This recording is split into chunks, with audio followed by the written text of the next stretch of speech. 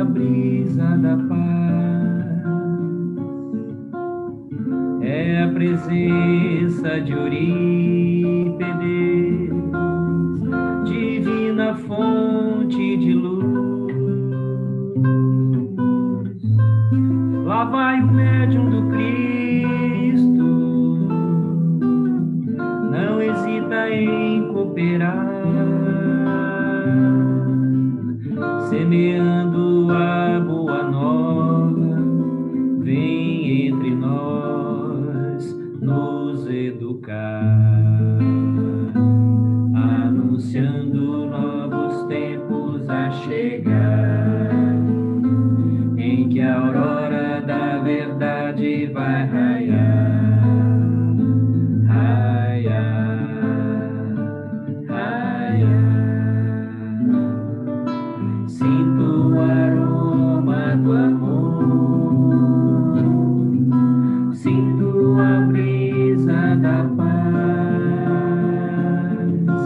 é a presença de Eurípedes, divina fonte de luz. Lá vai o médium do Cristo, não hesita em cooperar, semeando a boa nova, vem entre nós nos educar, anunciando novos tempos a chegar, em que a aurora da verdade vai raiar, raiar, raiar, raiar, raiar.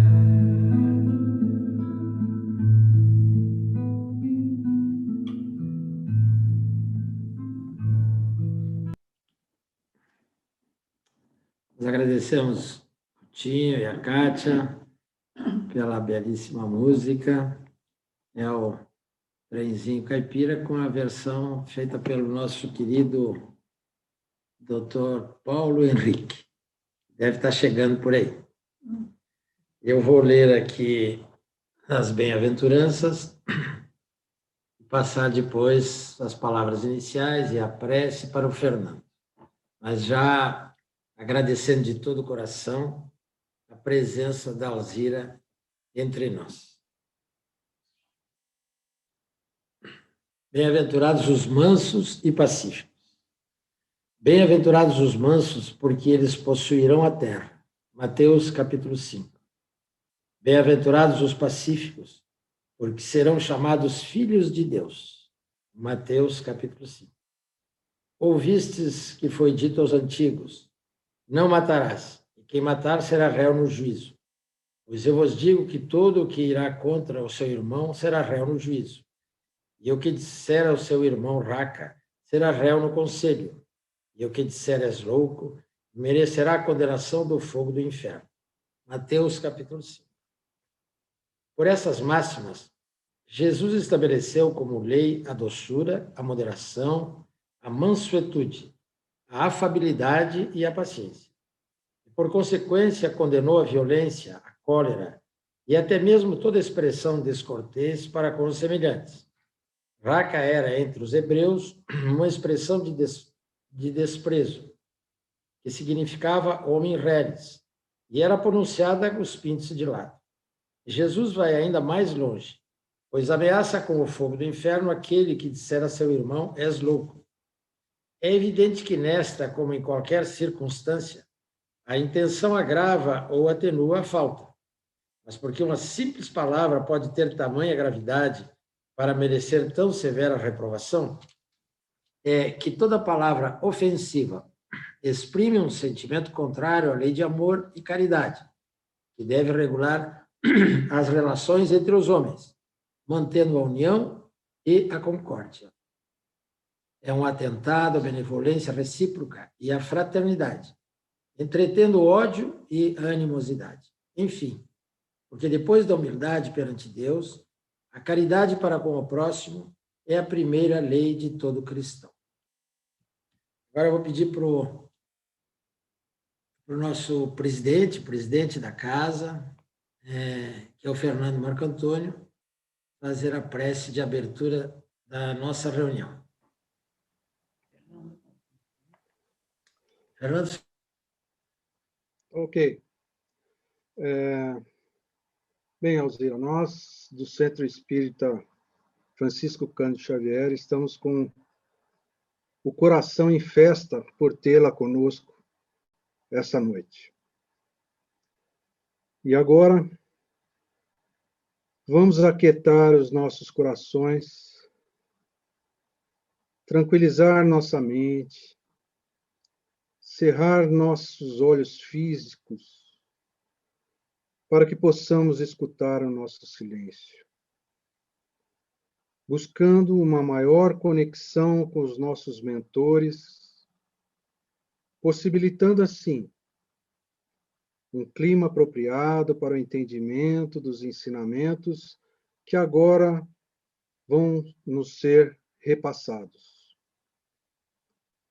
E que consigamos utilizá-los em nosso desenvolvimento espiritual, através da mudança dos nossos sentimentos, ainda tão infantis, despertando a consciência divina que existe em cada um de nós.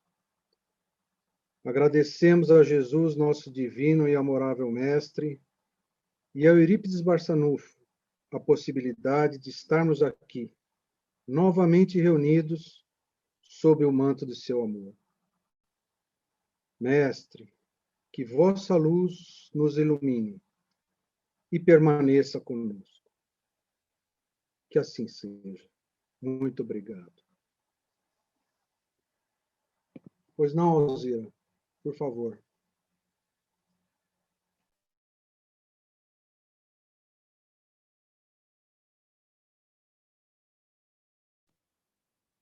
O som, Alzira, o som.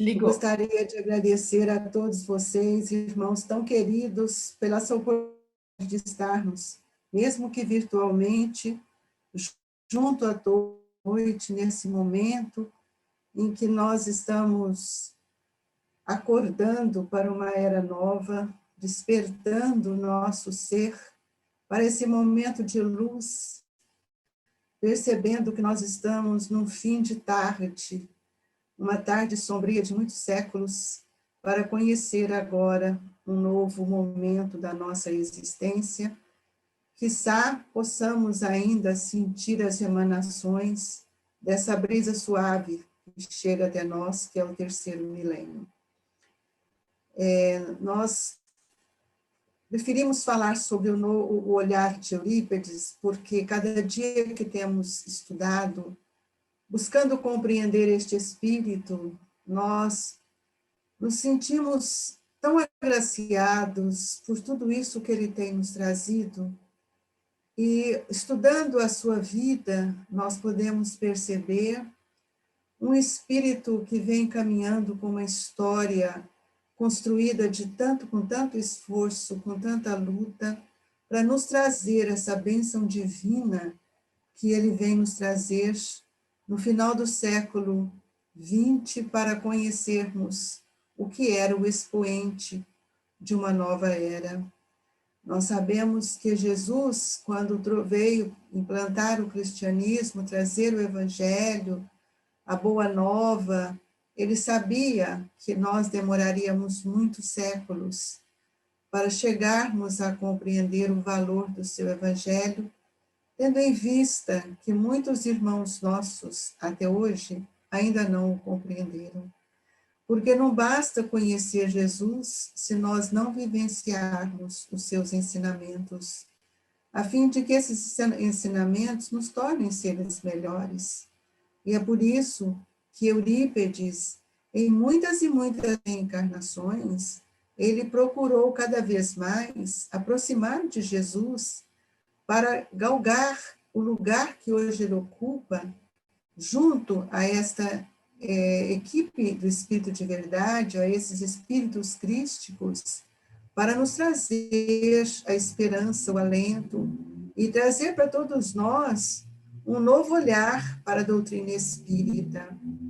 E como nos diz Francisco Cândido Xavier, quando Corina Novelino foi levar o livro Eurípides, o Homem e a Missão, para que ele desse uma olhada, ele diz: Corina, escrever a vida, escrever ou descrever ou falar sobre a biografia de Jesus, de Eurípides, é quase como escrever a biografia de Jesus. Nós sabemos que esse espírito que se aproximou cada vez mais do Cristo assume um compromisso muito grande com a humanidade, com todos nós, especialmente com os espíritos que reencarnaram no Brasil. Mas eu gostaria de mostrar-lhes que todos nós temos história, e nós não podemos desprezar a nossa história. Muitas vezes nós diminuímos as oportunidades, transferimos para outro, e nós podemos ver uma análise assim, muito do espírito Eurípides Barçanufo, porque ainda muitos falam de Eurípides o homem.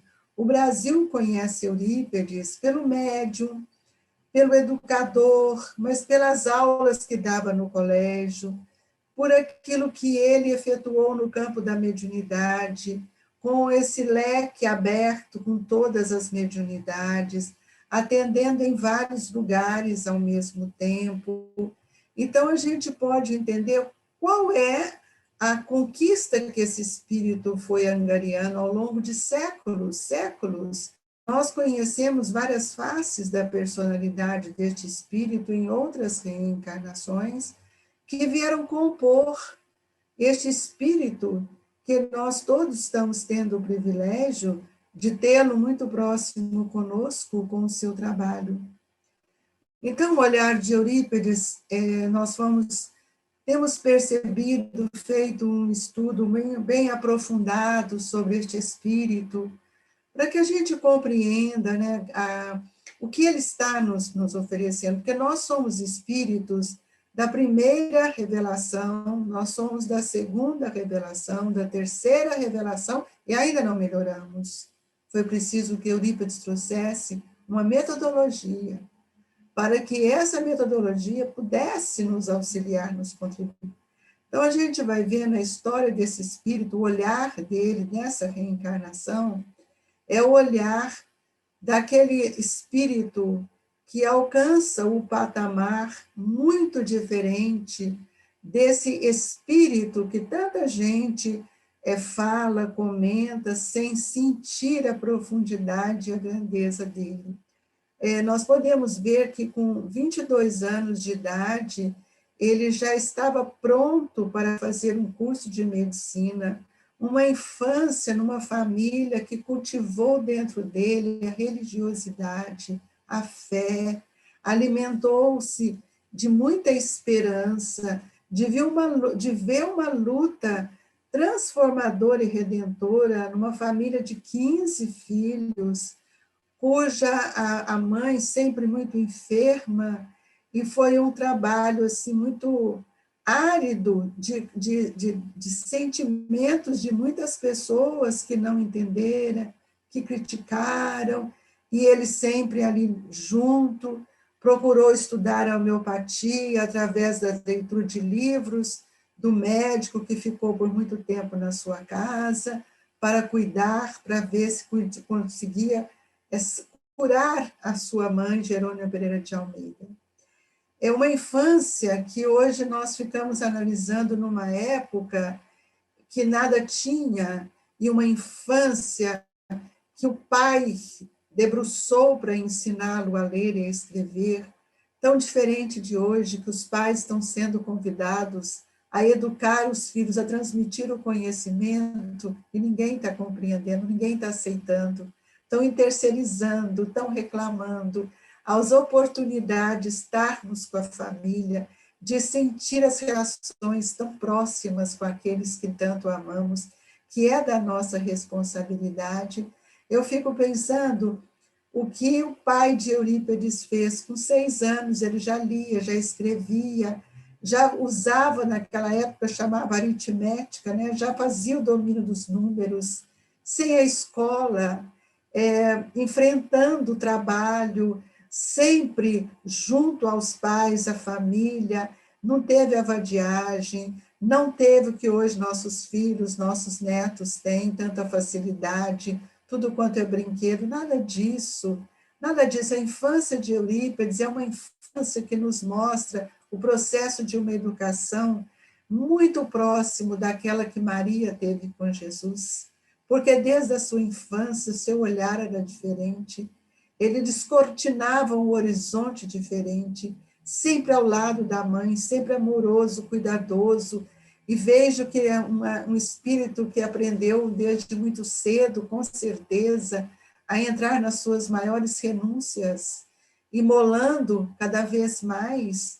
Nós vimos isso em todas as reencarnações, que ele foi mártir, muito antes de termos Estevão como mártir, o primeiro mártir do cristianismo, ele também já fora sacrificado desde a nova aliança como mártir para seguir aquilo que Jesus, ainda tão jovem, adolescente, veio lhe orientar.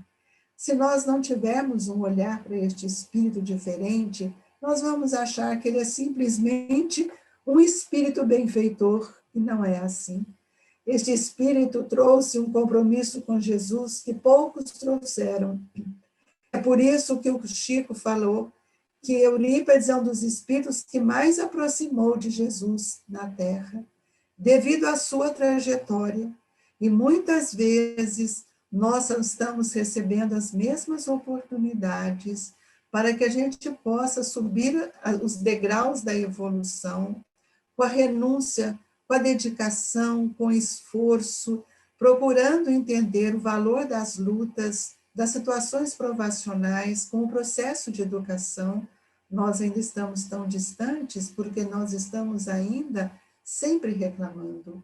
Com 22 anos, ele vai para o Rio de Janeiro para fazer um exame para ver se podia ingressar na Faculdade de Medicina da Marinha, consegue entrar, ficam no Rio de Janeiro há 20 dias, preparando o trabalho, porque ele sabia que ele teria que trabalhar, porque ele era o terceiro filho, depois dele tinha 12 para ser ainda cuidado, né? A mãe trabalhando, e ali a gente pôde ver que quando ele volta, o maior exemplo que eu vi de Eurípides, que eu sinto assim, que é um desprendimento total, foi quando a vovó Meca lava a roupa para fazer a mala dele, para voltar para o Rio de Janeiro, e ela começa a ter aquelas crises que pareciam que eram ataques epiléticos, que ninguém sabia, tinha um médico dentro de casa, um homeopata, tentando tudo para ver se conseguia nada,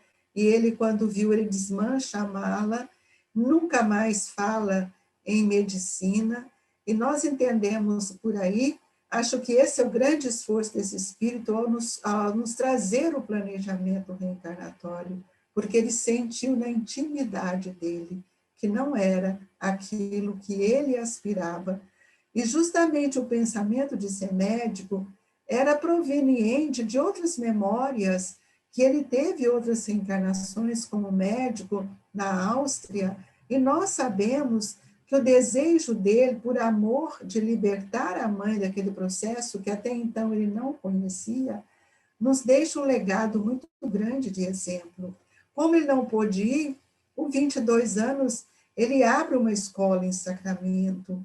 Por quê? Porque aquela que ele havia estudado, que vieram os professores, que aqui vieram, parece-me, que só para ensinar, só para instruir Eurípides, para dar-lhe um conhecimento com profundidade e com um método de reflexão muito intenso. Aos 22 anos, esse espírito abre o Liceu Sacramentano, e ali que ele faz? Eu fico pensando hoje que jovem de 22 anos que vai procurar estudar Platão, que vai estudar Spencer, Kant, E Eurípides debruça para buscar nesses espíritos em Pestalozzi toda aquela conduta para que ele pudesse levar aqueles princípios para a sua escola. E ele nos mostra, numa das frases extraordinárias de Spencer, que ele fala, e de Kant também, que ele fala: a obra de educação é apontada como desenvolvimento do indivíduo em toda a perfeição que é suscetível de interpretação. Um jovem de 22 anos pensando aquilo que depois de um século ele nos traz, e até hoje nós não aceitamos, não compreendemos, não conseguimos realizar. Porque quando ele trouxe isso em 90 para nós, ele apresentou um projeto de educação. Ele nos trouxe um projeto pedagógico para educar o espírito. Ele foi calmamente nos oferecendo as bases desta metodologia, falando que da evangelização do espírito, mostrando para nós que nós teríamos que mudar o nosso olhar para a vida, para sentir verdadeiramente quem éramos, né? E nós vamos ver, então, que nesse período de 22 para 23 anos, de 1903 até 1904, lá em Santa Maria, com aqueles fenômenos, tudo aquilo que estava acontecendo, e ele, então, como era muito religioso, muito responsável, essa é uma característica que eu sempre admirei de Eurípides, a fidelidade, a responsabilidade, um compromisso de lealdade com a religião, algo que nos falta, assim, um entendimento de ver a profundidade, a ligação que ele trazia com tudo aquilo que estava ligado ao Evangelho de Jesus. O que muitas vezes nós ainda falseamos na fidelidade, porque nós ainda não temos essa fé sólida para estruturar um caminho, sem mescla, sem interferência, sabendo que nós só vamos nos curar se nós mudarmos a nossa forma de pensar e de sentir. E é esta proposta que esse espírito também vivenciou na fidelidade ao cumprimento de tudo aquilo que ele trazia armazenado.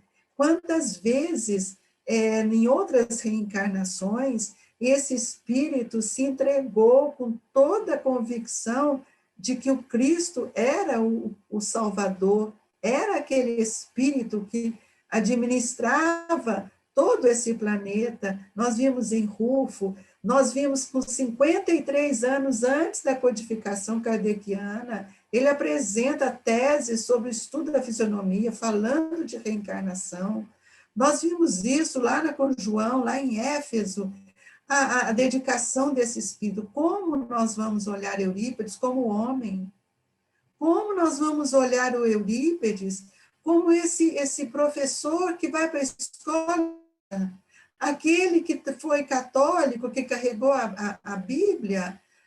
O nosso olhar precisa ser mais profundo. Eu acho que esse olhar que hoje está sendo convidado a gente é o mesmo daquele que Paulo teve quando ele se curva na entrada de Damasco, ainda como Saulo, e que ele que ia perseguir, acabou curvando e diz: Senhor, o que queres que eu faça? Nós também estamos nesse mesmo divisor, nesse momento de pandemia, de transição.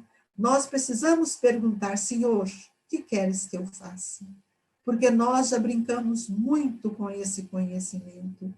Já fizemos costuras de todas as cores, intermeando na doutrina espírita as coisas que não faziam parte dela. E Eurípides, então, vem nos mostrar isso de uma forma tão clara, quando o padre, o vigário, o pároco da cidade, lhe entrega aquela Bíblia, e ele vai ler o Sermão da Montanha, e ele se esbarra no Sermão da Montanha. Claro, quem não esbarra? Se não compreender a vida do espírito, a imortalidade, a reencarnação, quem não esbarra? Só aquele que não tem o olhar de profundidade para esse conhecimento trazido por Jesus, uma carta magna, que nós ainda demoraremos muitos séculos, com certeza, para vivenciar na sua plenitude.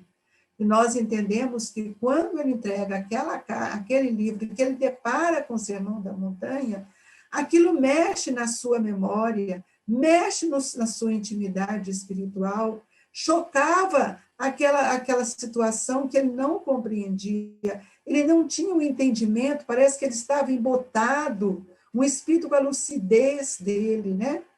E foi justamente nesse estado aparentemente de embotado, é que ele tem o mesmo papel, a mesma expressão de Saulo ao entrar em Damasco.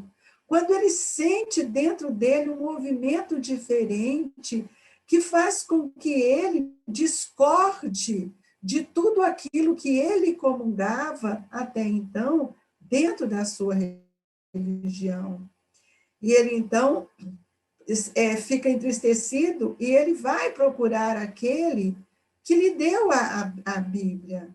E eu fico pensando, e convido vocês a pensarem, quantas vezes as pessoas chegaram até nós, na casa espírita, também com as suas dúvidas, e nós levamos argumentos tão superficiais, e a pessoa sai dali muitas vezes sem compreender o que passa na sua intimidade. Talvez tenha sido por isso que Eurípides criou a Escola do Espírito em 2015, para que a gente pudesse entender melhor quem nós somos. Porque nós temos visto que, infelizmente, 1 século e meio, a Casa Espírita não teve a coragem de desvendar este espírito que nós somos. E nós encontramos tantos espíritas sem saber quem ele é, a função dos seus atributos, a dor que carrega, os conflitos e os tormentos. E Eurípides, então, entra nessa situação de dúvida. E nós, para crescermos e evoluirmos, ninguém pode levar um conhecimento que não nos assegure um direcionamento maior. Então, o padre, então, dá uma resposta, eu fico pensando, imaginando isso, um padre, um religioso, dar uma resposta para um espírito como Eurípides Barçanufo, que ele dizia, choca-se-lhe as aspirações de entendimento. E ele diz para ele, meu filho, Cristo jamais foi tão claro como o Sermão do Monte. Não há necessidade de interpretar. Então, nós não podemos viver mais dessa forma, sem interpretar o que o Cristo está nos dizendo, sem sentir a grandiosidade desse evangelho em nossa vida. E até hoje, nós estamos buscando aqui e ali para resolver aquilo que é nosso, aquilo que é tão íntimo em nós. E ele, então, não aceita, ele não consegue entender, porque aquilo não era uma explicação coerente para um espírito tão lúcido. E ele, então, pensava, mas como pode? Eu vejo as pessoas nascerem com as suas dificuldades, não são consoladas, desencarnam com as mesmas lutas. E essas considerações fizeram com que este espírito entrasse num processo grande, levantando grande equívoco com aquilo que até então ele comungava. Muitas vezes, os equívocos são divisores de água, e muitas vezes nós precisamos instalar em nós o direcionamento que vai nos auxiliar a caminhar com maior segurança. E foi quando o movimento, né, que a espiritualidade faz, que a gente conta uma história e fala assim, o seu tio chegou lá, levou o livro depois da morte, podia ter levado o outro, mas levou o depois da morte de um filósofo que nós sabemos que deu um grande complemento à doutrina espírita, Leon Denis. Leon Denis dá uma continuidade ao pensamento de Kardec, e assim aquilo toca na intimidade desse espírito de tal forma que ele fica perplexo quando ele entra em contato com o livro, e especialmente quando ele diz a verdadeira religião não é uma manifestação exterior, é um sentimento, e é no coração humano que está o verdadeiro templo do eterno. Quando Leon Denis faz essa colocação no livro, Depois da Morte, até hoje nós precisamos refletir se esse templo ele está construído em nós. E eu acredito que não. Porque quando Jesus fala para os discípulos, ele fala da implantação do reino de Deus no coração, na consciência. E nos lembra nesse momento, nos faz lembrar nesse momento aquele encontro de Jesus com Hanã, quando Hanã pergunta o que ele estava fazendo naquelas terras, e Jesus então diz para ele, Hanã, eu estou e vim para implantar o reino de Deus no coração dos homens. Quem são os seus homens, os seus súditos? São os loucos, os doidos? Você conhece Grécia ou Atenas, Roma? Assim estamos nós até hoje. Nós ainda estamos na elite. Nós ainda estamos aplaudindo as oratórias brilhantes. Nós ainda estamos na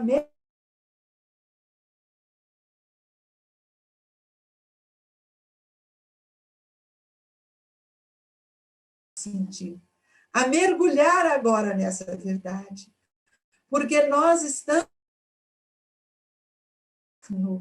que vivemos durante todo este século, para que nós possamos olhar agora a nossa intimidade espiritual.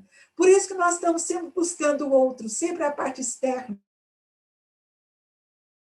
Consigo fazer, sempre buscando algo que me auxilie por fora. E Leon Denis já fala no livro, no Depois da Morte, quando ele nos diz, a verdadeira religião não é uma manifestação exterior. Eurípides foi educado numa religião exterior. A Igreja Católica e tantas outras é uma manifestação exterior das adorações do culto externo, das imagens, das repetições, sem nos levar a refletir daquilo que o Cristo veio nos trazer. E agora, nesse descortinar de uma nova era, nesse dia que amanhece, cheio de luz e de esplendor, que terminará um mundo de provas, dores e expiações, nós estamos no alvorecer de um mundo de regeneração, nós não estamos preparados, porque nós ainda estamos presos naquilo que nós já vivenciamos.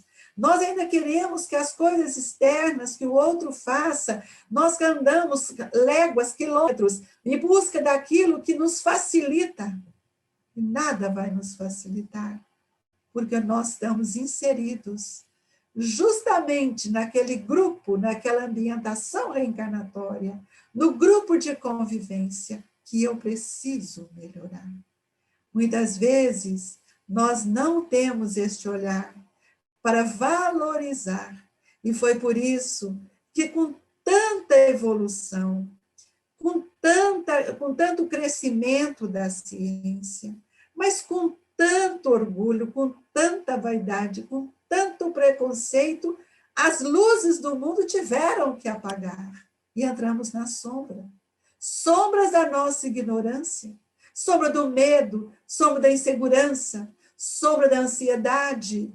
Nós estamos vivendo ainda sob este olhar, o olhar doentio dos homens, que se sentiram no direito de matar, de destruir, foram à Lua para mostrar que a Lua precisava, eles queriam saber como era a Lua, para enaltecer a vaidade daqueles que assim planejaram. Eles não foram na Lua para sentir a grandeza de Deus.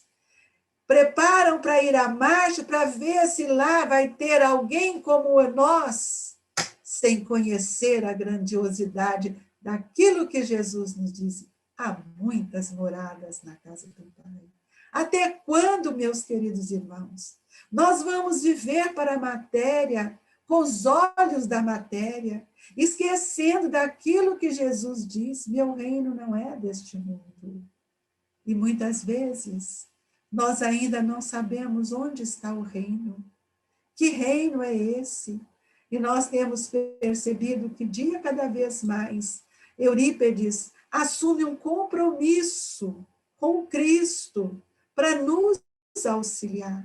Auxiliar todos os nossos irmãos brasileiros. Por quê?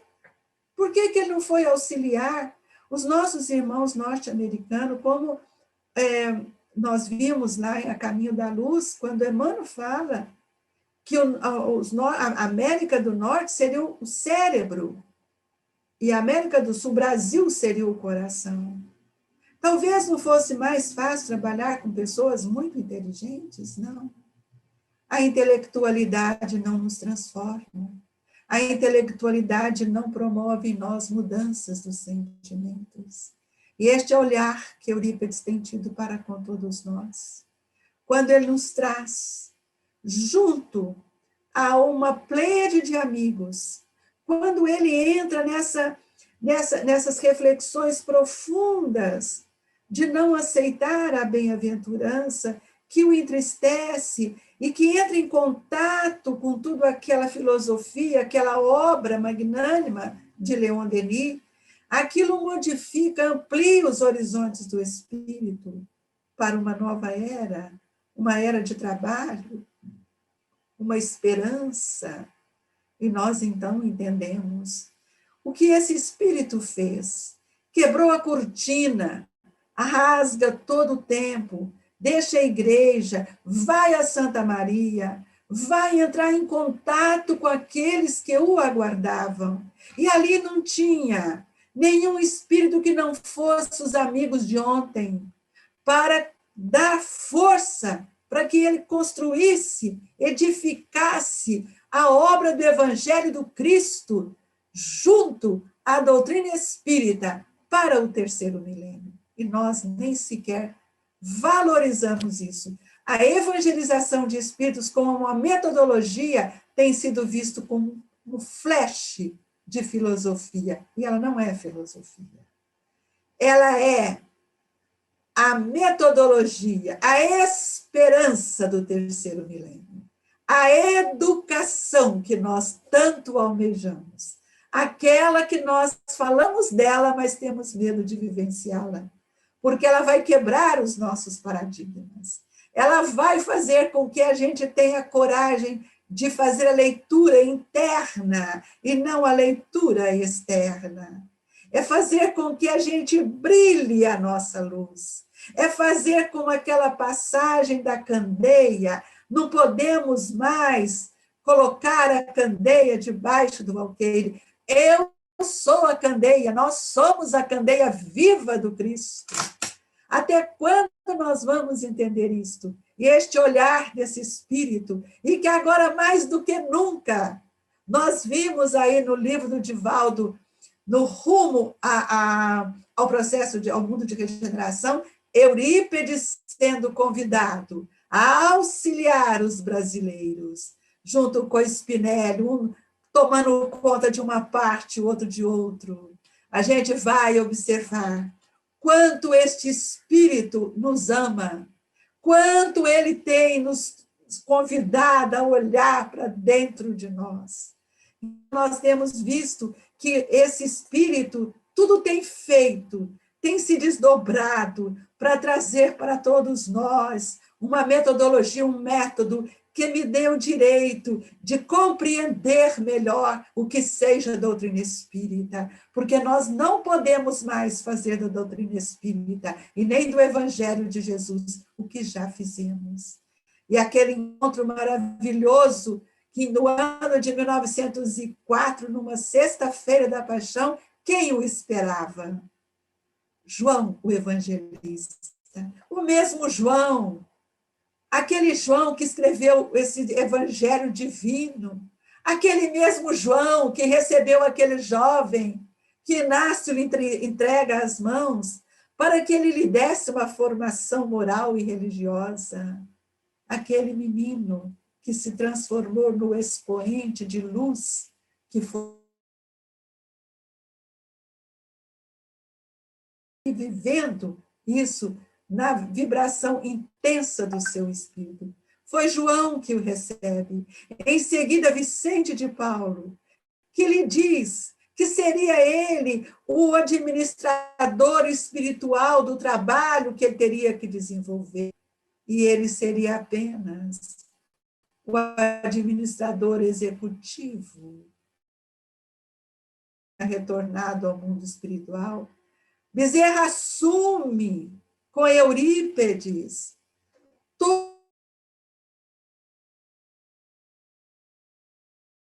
dando para nós que aquele estudo que ele fez da homeopatia lá atrás viria agora, quando estava exausto da psicografia, recebendo 1000 cartas por dia. Imagina o que é isto.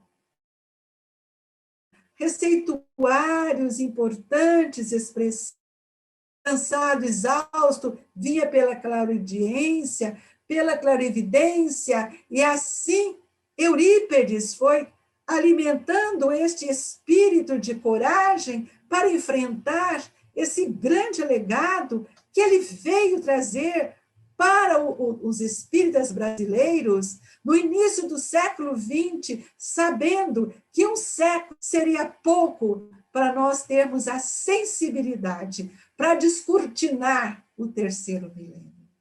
E a evangelização de espíritos vem abrindo a era do espírito, abrindo a era da verdade, da boa nova, agora não mais aquele evangelho que nós falamos tanto em discursos, em falas bonitas, não.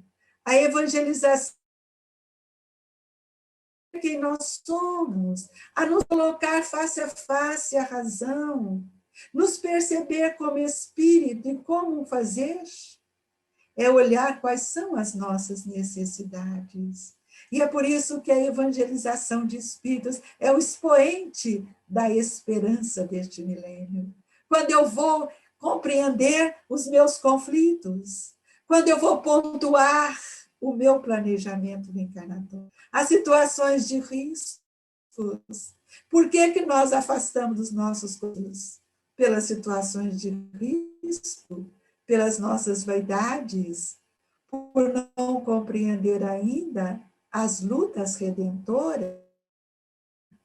A evangelização de espíritos é o olhar gigante que esse espírito traz, lançando para todos nós esse momento de luz, iluminando as nossas mentes, mostrando a função dos nossos atributos, são importantíssima do pensamento e da vontade, descortinando para nós que é impossível reencarnar para corrigir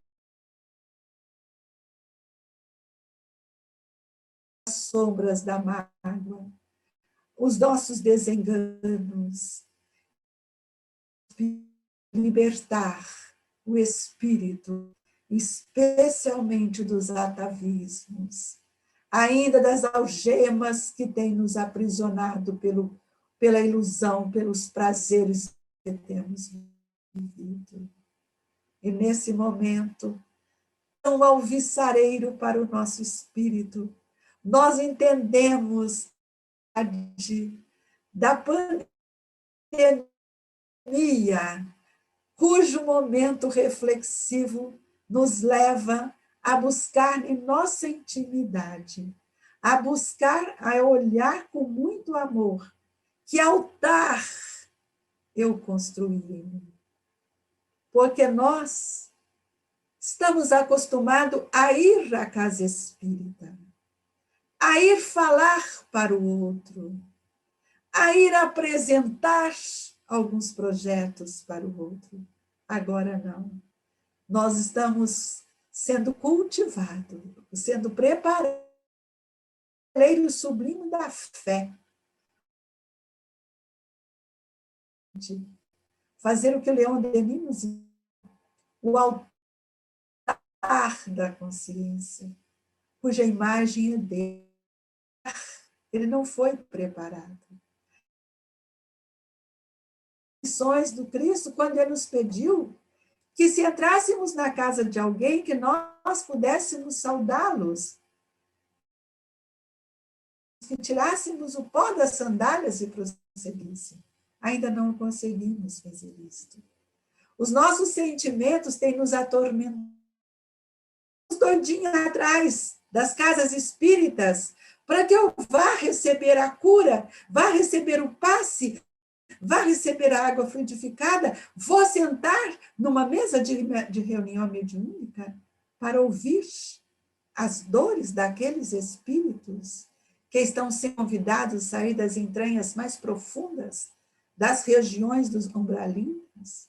E será que nós estamos preparados para receber estes espíritos?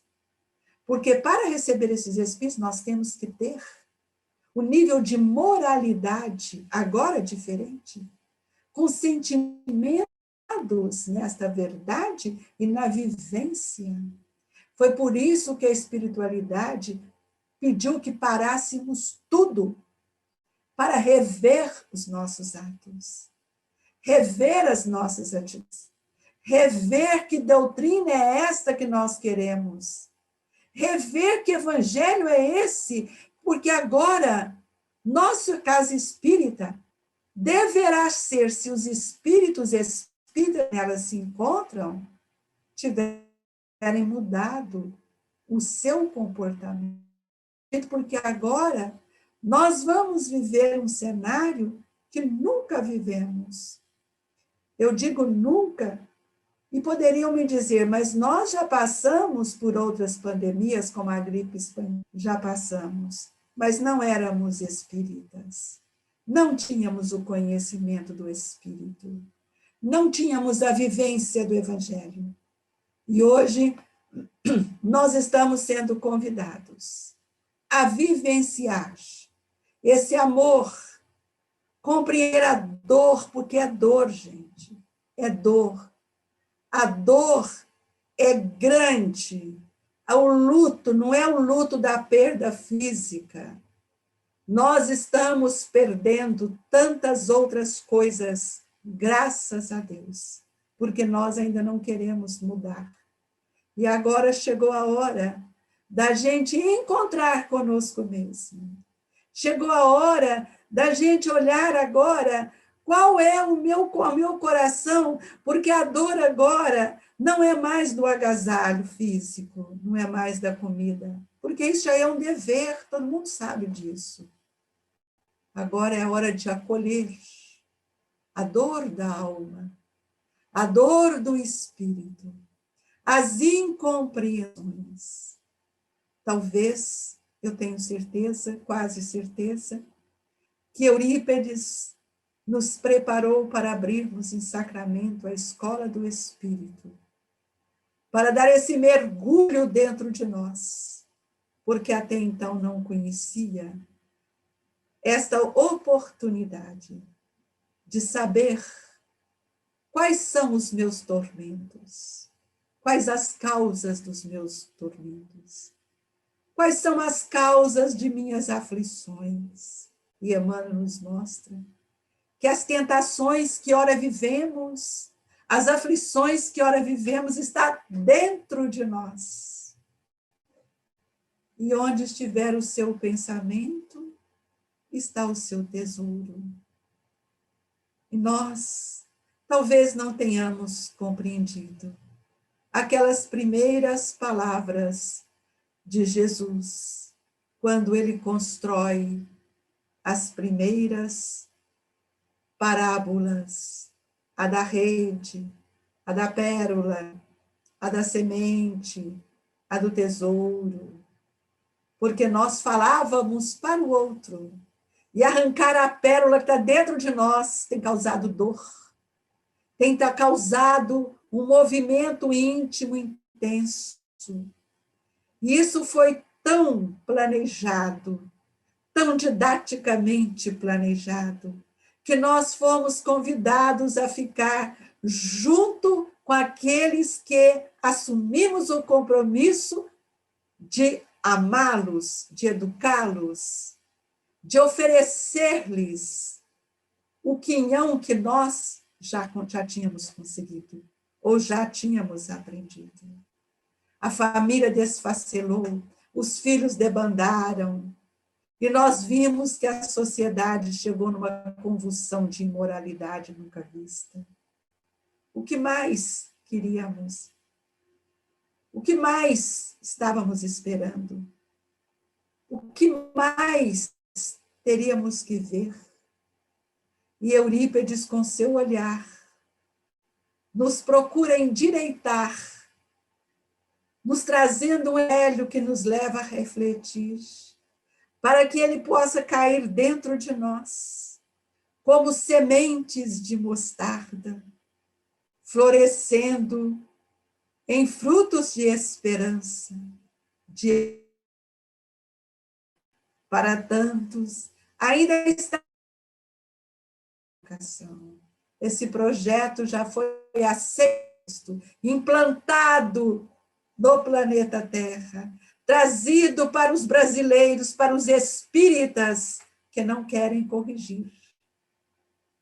Eurípides vem nos dar a mão para que a gente possa compreender o que aqui viemos fazer.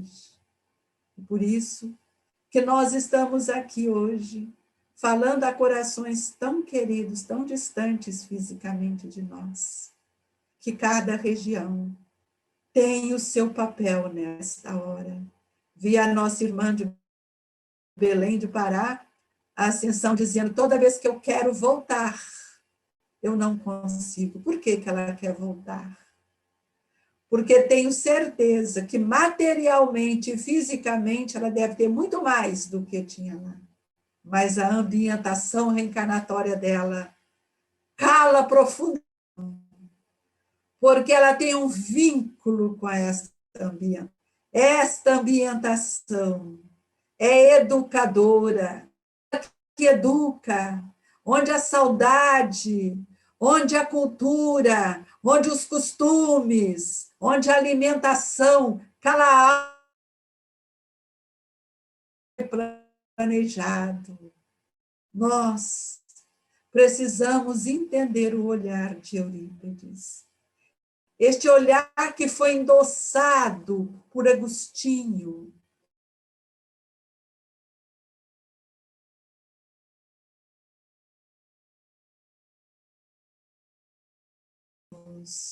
Que tem auxiliado por Pestalozzi. Nós precisamos entender que não é um mero jogo de palavras, não é uma filosofia. A hora é outra.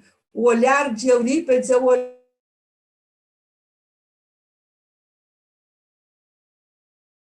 que carregamos, dos vernizes que agora caem, das máscaras que agora caem, para que a gente possa sentir.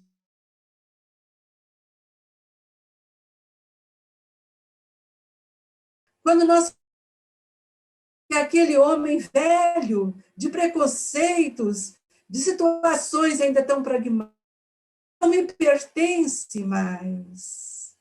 Quando eu passo ações mentais, quando eu começo a ver que o meu ato mental é constituído e construído pelos meus sentimentos, que eu sou responsável pela minha liberdade, pela minha libertação. Sou eu que sou responsável pelo movimento da minha vontade. E é por isso que muitas vezes nós não conseguimos caminhar, avançar, choramos entristecidos, amedrontados, inquietos, inseguros, porque a vontade está enfraquecida. E com a vontade enfraquecida, nós recebemos as influências espirituais de toda sorte, porque nós não cuidamos do celeiro divino que está dentro de nós. E ainda na lembrança de Moisés, buscando a terra prometida, muitos de nós ainda caminham em busca dessa terra, deste lugar especial. E este lugar especial, ele está dentro de nós. E a evangelização de espíritos, este olhar de Eurípides, que nos traz com tanto primor, com tanta amorosidade, nos chama a uma realidade, retirando as vedas da ignorância, para que eu possa me situar agora como um espírito espírita cristão, disposto a me desnudar, a fazer como aquela árvore grande, até que eu veja a sua essência. A evangelização de espíritos, a minha natureza íntima, esta que Kardec nos fala, da natureza divina, deste ser divino que sou, desse Cristo que está em mim, desse tesouro que precisa agora sair de mim, para que eu possa abrir os braços e acolher os nossos irmãos em dor. Nós estamos sendo preparados. A educação de espíritos é um processo de educação que transforma, que renova, que nos dá alegria, que nos estimula a irmos agora ao encontro à dor. Voltar melhor que ontem e com esperança de amanhã. Vou esperar, mas é do verbo esperançar, cujo trabalho me pertence, cuja proposta divina me alimenta. E este espírito de amor, endossado por espíritos crísticos, para que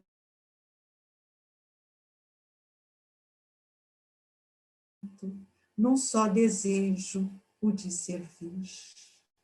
E creiam que naquela passagem sublime de Eurípides com São Vicente de Paulo, naquele momento em que ele subia aqueles degraus, vendo uma árvore frondosa, que ele descrevia, parecia que as suas folhas eram douradas, nela estava escrito a esperança, a caridade, as virtudes que nós precisamos conquistar. E ao chegar no topo dessa escada, Bezerra olha para ele e diz: meu irmão, meu filho, você está entrando agora nas esferas maiores dos espíritos que chegaram a encontrar verdadeiramente com Jesus. Assim é o que nós sentimos que Eurípides está fazendo conosco. É preciso deixar esse mundo velho, esse egoísmo que tem nos atrapalhado tanto, o ciúme, a inveja. É preciso deixar de olhar o que o outro faz, para olhar para dentro, porque a evolução ela é individual. E as construções também são individuais. Nós vamos olhando para essa história que cada um vem construindo. Nós, às vezes, choramos por termos tantas oportunidades perdidas. E nós sabemos que as oportunidades perdidas não voltam mais. Enquanto estamos a caminho, procuremos reconciliar com aqueles que foram colocados na nossa caminhada. O convite de Eurípides é que a verdade seja o iluminar a nossa casa mental, de acordo com aquilo que Jesus veio nos ensinar. Que cada um de nós possamos fazer o esforço, talvez incapaz, mas para que a gente possa nascer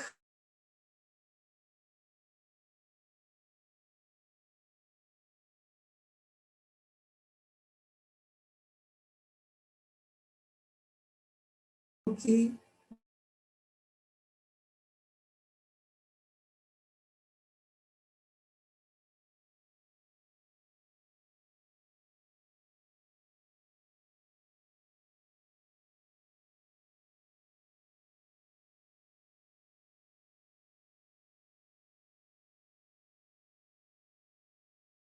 verdadeiramente veio fazer por nós. É preciso que a gente possa... O que aconteceu? A Alzira estava cortando um pouquinho, Deu um agora negócio aqui que eu não sei o que retornou. foi. Acho que ela vai parar de Retornou. falar, viu, gente? Acho que foi o tempo que Não, falou, não é para. não. Entrou? Pode continuar falando. Acho que foi, falou, Alzira, que na hora de você parar, chega. Não, não. É que cortou tua internet um pouquinho. Deve Às ter vezes caído. o vídeo cai para você falar mais nítido. Então, eu gostaria muito de dizer para vocês que chegou a hora de encorajar a vontade.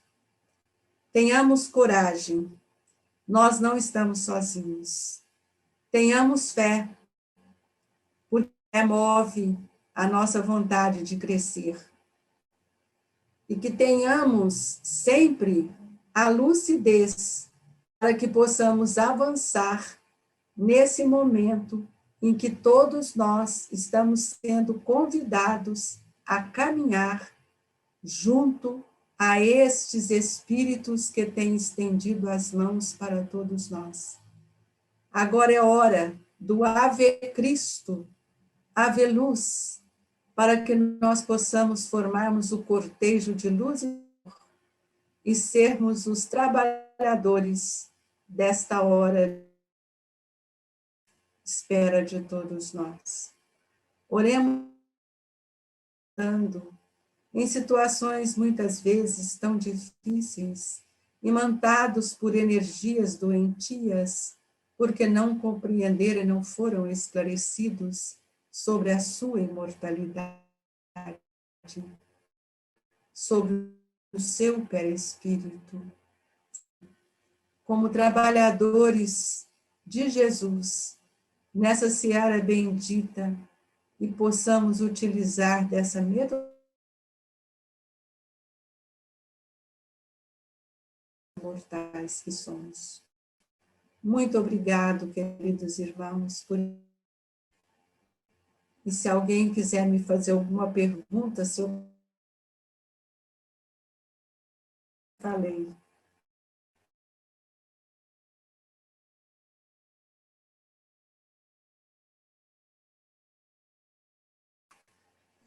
E que nós possamos fazer desse momento um momento de amor, de esperança e de muita alegria.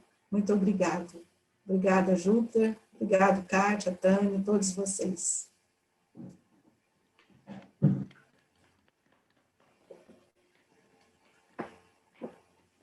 Pergunta é. Não sei o que está acontecendo, que eu fiquei sumir. Não. Não. Tio está com a palavra. Alzira, como teve alguns cortes, mas nós queremos agradecer você. Eu não sei se a nossa teacher está aí.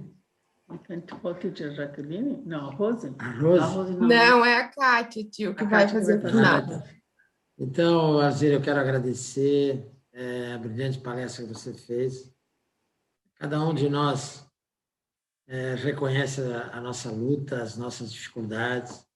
Realmente vivemos um momento muito especial, especialíssimo da humanidade. Que cada um saiba interpretar essa oportunidade de crescimento que o Mestre Jesus nos dá e que Eurípides também esclarece a todos nós. Eu tenho na clínica, Alzira, 40 jovens, 40 dramas ligados ao uso de álcool e droga, e nós aplicamos lá. Tem que ter muito cuidado, sem que a gente venha a ferir suscetibilidades, nem que a gente seja doutrinário, mas a metodologia da clínica Gran Vitória, para aqueles 40 internos lá, é a evangelização de espírito.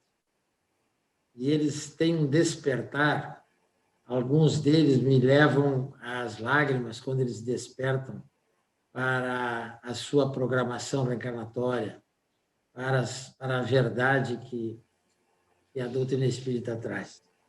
Eu te agradeço muito por um dia ter chegado em Sacramento. Os amigos espirituais nos levaram aí e a gente conheceu Eurípides e a sua proposta. E eu peço agora a Kátia que use da palavra para as palavras finais e a prece de encerramento. Mais uma vez te agradecendo, de todo o coração.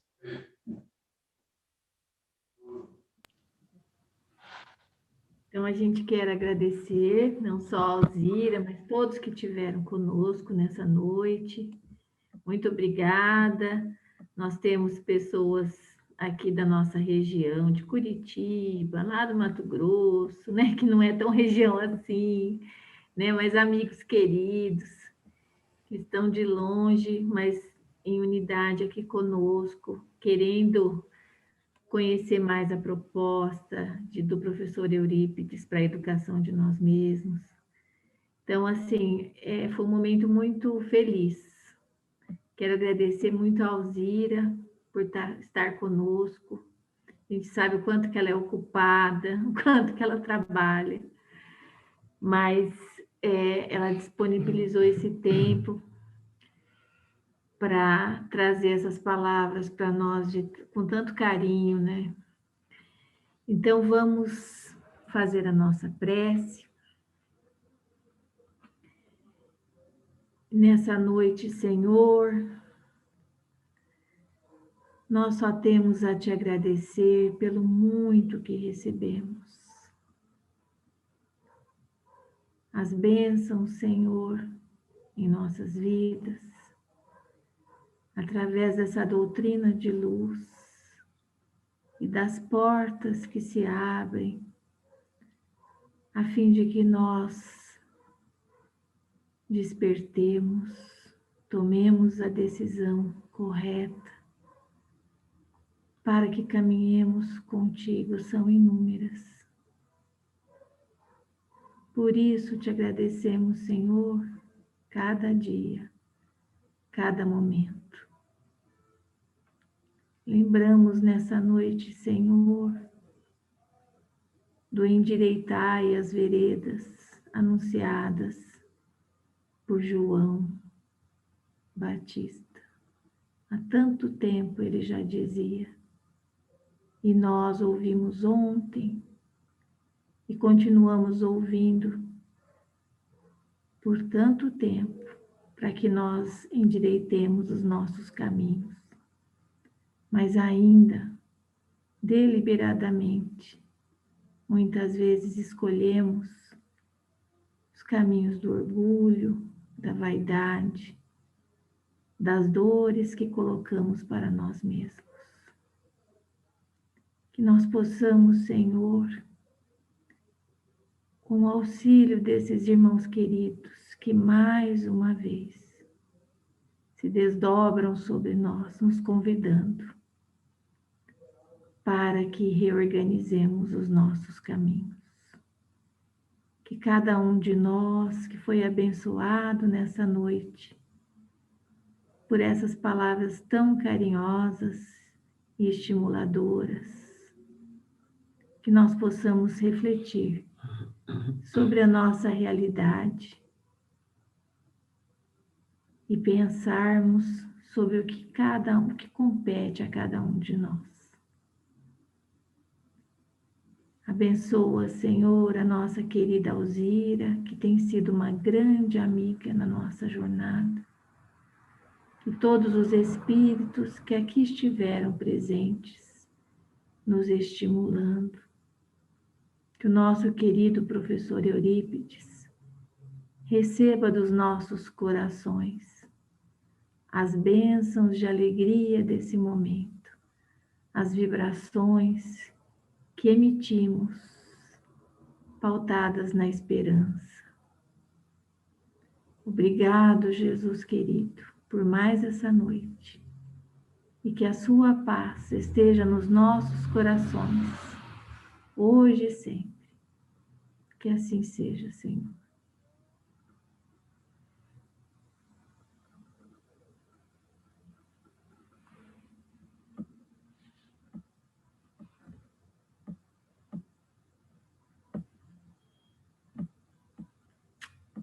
Então, Júpiter. A Alzira saiu? Caiu, Kátia. Obrigada, Kátia. Caiu a internet dela. Eu vou pedir para o Tinho tocar uma música, então, para nós, né? Em encerramento, em agradecimento a todos que estão aqui conosco. A gente chegou aí em quase 50 pessoas nessa noite, foi muito bom. 50 corações, mais os espíritos que nos acompanham, que são sempre uma legião. Então, graças a Deus, né? Ajudou muita gente. Ai, voltou, Alzira, que bom. Fizemos a prece. E o Tinho vai tocar uma música para nós aqui para encerrar.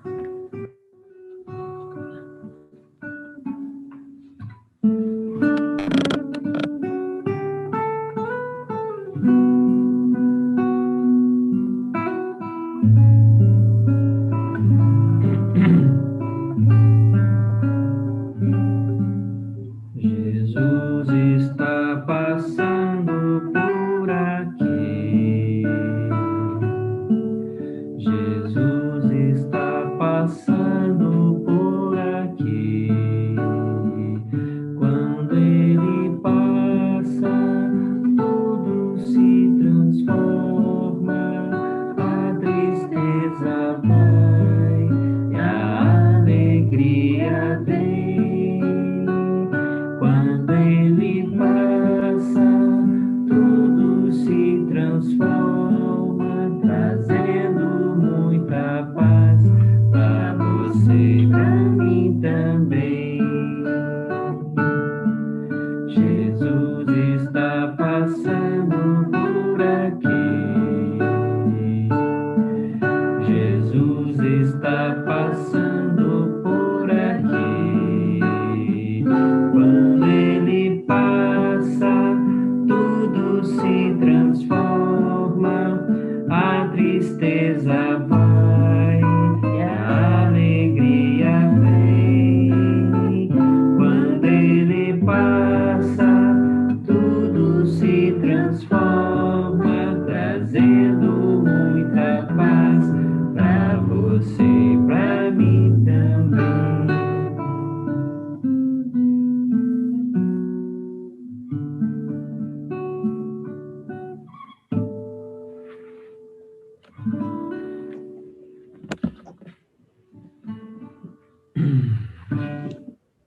Ela que está subindo, do Rio Grande do Sul tá aqui. Os microfones estão abertos. Quem quiser fazer alguma pergunta, falar alguma coisa, fique à vontade. Alzira, olha a minha sobrinha lá, a Sílvia, lá do Rio Grande do Sul. Tem um abaninho para você. E lá de Campo Grande, A o Leili. Orivaldo e a Leilinha. Que legal, olha só. Saudade de vocês, muita saudade. Beijo para você. Gente de todo Isso é canto, bom. né? Beijo, Leilinha. E o Marcos também é de Campo Grande, né, Marcos? Não. Não? Dourados. Dourados. A Silvia de... Como é que é o nome da cidade aí, Silvinha? São Francisco. São Francisco?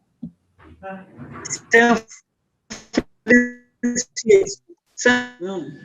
Francisco de Paula, São Francisco de Paula, perto de Gramado. Canela. É, Cané, que beleza, hein? certo? Muito bom. Gaúcho. Tatiane aqui de Curitiba, né, Tatiane? Quem mais? A Liliane de Curitiba. A A Lili, Ilse de Florianópolis. A Isa de Curitiba também. A Isa de Curitiba. Ascensão, Santa Catarina. É da Santa Catarina, está em Santa Catarina.